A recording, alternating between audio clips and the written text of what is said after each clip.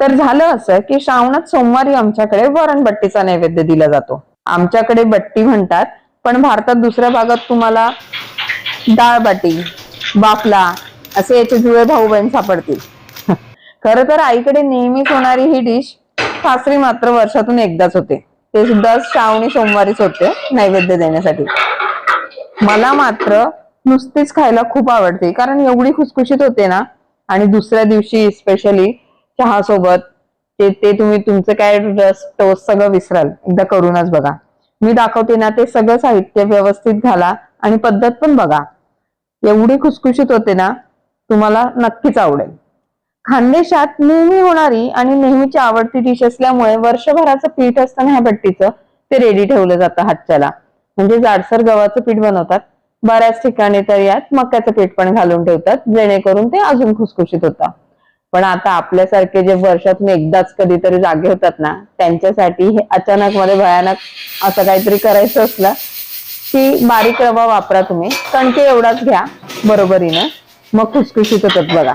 Same texture येतं, काहीच फरक पडत नाही. आता आमनाकडे श्रावण महिनामा सोमवारी डाळ बट्टीना नैवेद्य बनवतात. तुम्हाकडे कशाना नैवेद्य बनवतात? हा इराणी बोलण्याचा निव्वळ प्रयत्न होता हा. खूप येत नाही मला, समजते सगळेच. तर तुमच्याकडे कुठला नैवेद्य बनवला जातो तुमच्या भागात स्पेशली, ते मला कमेंट मध्ये सांगा.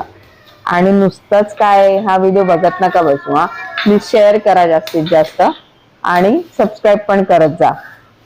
बरं, तर आता इथे बट्टीसाठी ना तुम्ही व्यवस्थित ते वाफवून घ्यायचं. आणि वाफवताना पण टायमिंग लक्षात घ्या.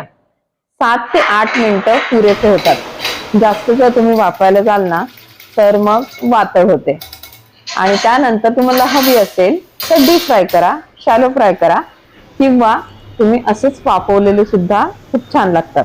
आता हे आमचं कढीपत्त्याचं झाड आहे ना, अगदीच नाजूक आहे, पण आता माझ्याकडे कढीपत्ताच नव्हता म्हणून मी घेतला आता तोडून. आता सिक्वेन्स बघा. कणिक मळून मी एक 10 मिनिटं मुरवण्यासाठी ठेवली, 8-9 मिनिटं.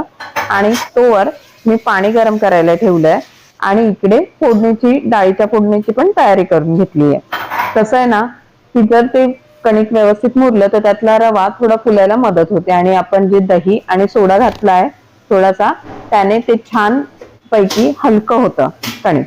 आणि त्यानंतर त्याचे गोळे बनवून पण तुम्ही 5 मिनिटं ठेवा. जसं आपण कुठलाही ब्रेड किंवा कुठलं पण बेकिंगच्या याच्यात ठेवतो ना, ईस्ट घातल्यानंतर त्याला जरा फुलण्यासाठी एक टाइम देतो पर्टिक्युलर, तसा टाइम याला सुद्धा द्या. बघा मग त्याच्या आतून पण छान हलक्या होतात, खुसखुशीत होतात, छान जाळी पण पडते बारीकशी त्यात. आणि इथे डाळ मी थोडी हलकीशी फोडणीची बनवते, म्हणजे हिंग, मोहरी, कोथिंबीर, कढीपत्ता आणि टोमॅटो, लसूण. आधी सोमवारचा नैवेद्य मंगळवारी देते कामांमुळे, आणि त्यात पण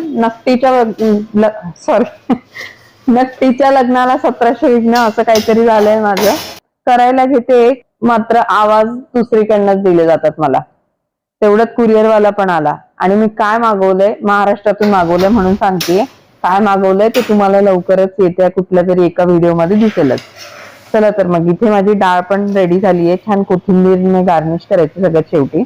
आणि इथे आता मी बट्टी तळायला घेतली आहे. बट्टीचे तुम्ही एक जे बॉल साईजचा आहे बट्टीचा गोळा, त्याचे 4 भाग करू शकता किंवा 8 भाग पण करू शकतात. डिपेंड करतं तुम्हाला कशी हवी आहे. खूप खुसखुशीत हवी असेल तर लहान छोटे पीस करा. आणि बघा इथे पिल्लू पण मला मधून मधून त्रास देतच होता. पण चलो, ऐकताय ना आवाज, अतिशय खुसखुशीत होतात. अहो मस्त क्रिस्पी, तुम्हाला हवं तेवढं क्रिस्पी करून घ्या.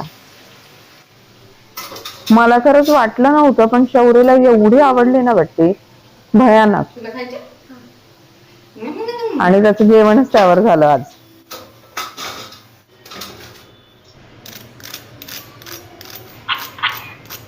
तुम्ही पण बनवून बघा. छान डाळीच असं मस्तपैकी चुरून, वरून तुपाची धार, वा, खरंच एकदा तुम्ही करून बघाच.